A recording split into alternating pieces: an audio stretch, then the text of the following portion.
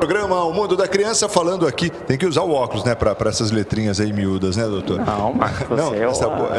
Essa é boa? Ah, então vou tirar, vamos ver. Ah, é verdade, dá para enxergar sim.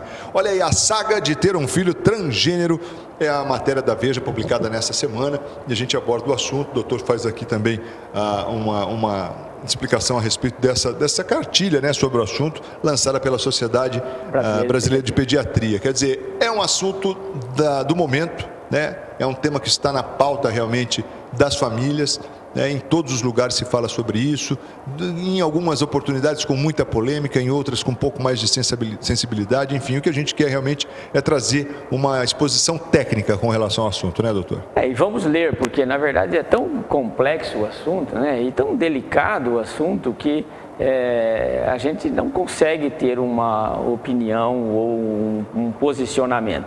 A gente tem que seguir aquilo que é de orientação. Eu mostrei para o telespectador que nós estamos lendo um trabalho da Sociedade Brasileira de Pediatria, orientando os pediatras a terem perdi a folha aqui do título, está aqui. Então, a disforia de gênero é um tema, um assunto da Sociedade Brasileira de Pediatria. E aí, nós explicamos aí que realmente você tem o aspecto biológico e depois você tem uma mudança de comportamento. E é isso que a Sociedade Brasileira de Pediatria define, que nós vamos ler. Esse dado, deixa eu ler aqui, porque senão me perdi. Na maioria das pessoas existe uma conformidade, Marcos, entre o sexo biológico, que nós mostramos, quer dizer, XX, XY, características genitais presentes no nascimento. Então, você tem os órgãos genitais do menininho e da menininha em função de ter o XX ou XX e o XY. E a identidade de gênero, a experiência emocional, psíquica e social de uma pessoa enquanto feminina, masculina, definida pela cultura de origem. Quer dizer, ela vai ter um desenvolvimento, uma experiência emocional, psíquica, etc., segundo os seus padrões biológicos, a maioria. Entretanto, isso é palavra da Sociedade Brasileira de Pediatria, entretanto, em alguns indivíduos existe uma incongruência entre o sexo biológico e a identidade do gênero, né?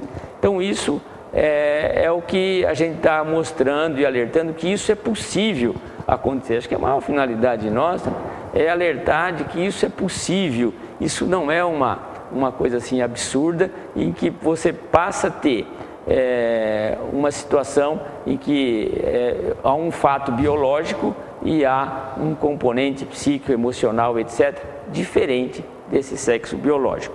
E aí, vale a observação, Marcos, de que eu achei a Veja interessante, porque ela aborda uma situação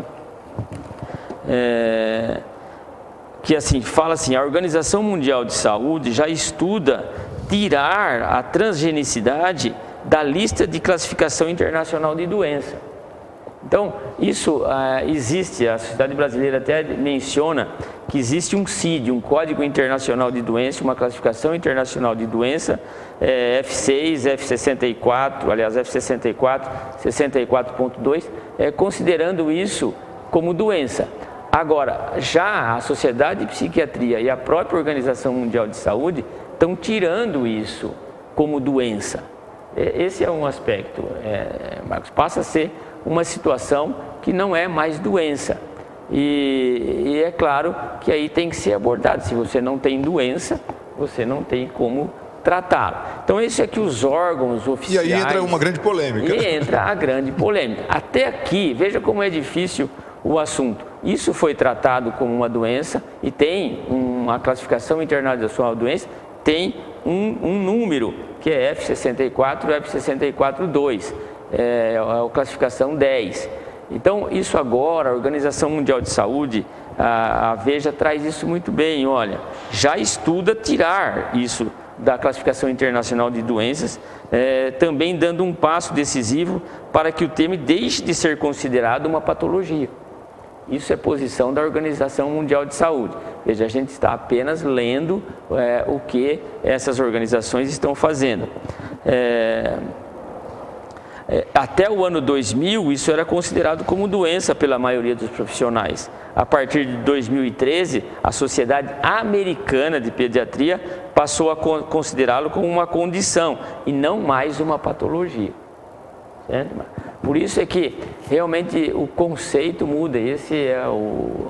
É fantástica a ciência, é fantástica a medicina, porque realmente os conceitos podem mudar. E a gente está aqui para dividir com as famílias esse fato, para que entendam que os conceitos estão mudando. Se você não tem doença, você não tem como tratá-la. E veja, por que isso é assim, é importante para as famílias?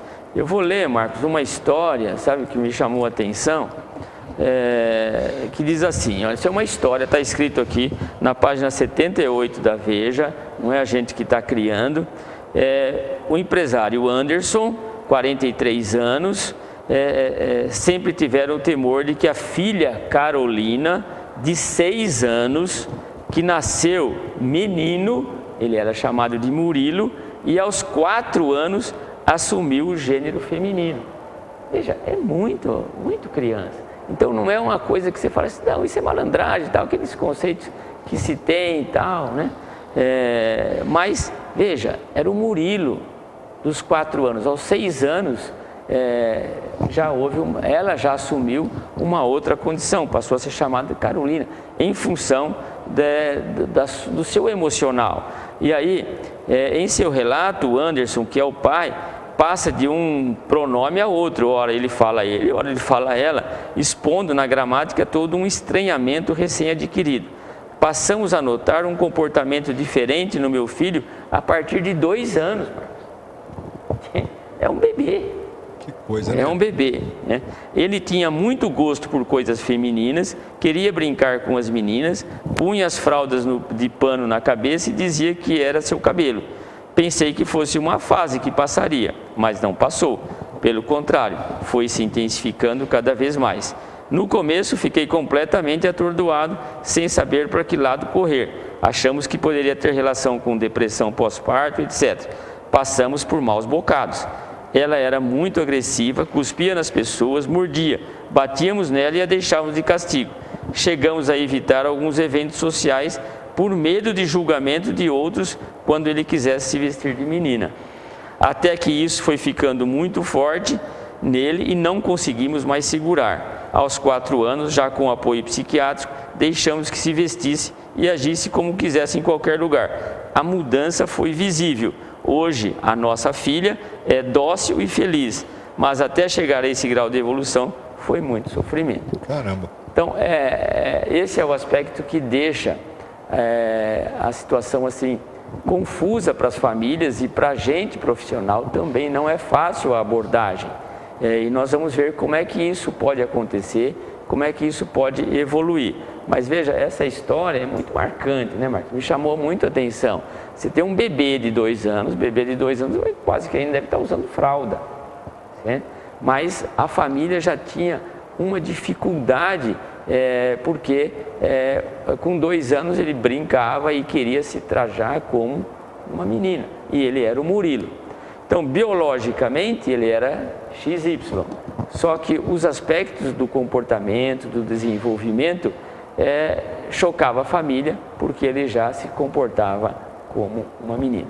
Então, esses são os aspectos assim que torna o fato muito, muito, muito complexo, sem que a gente tenha uma etiologia para esclarecer e definir, mas que pode estar na minha casa, na casa de vocês, é por isso que nós estamos mencionando o assunto. Rapidinho intervalo e a gente volta na sequência com o programa O Mundo da Criança, falando aqui sobre a saga de ter um filho transgênero. Rapidinho, não sai daí não, a gente volta com o Mundo da Criança, edição desta sexta-feira de outubro, até já, dia 20.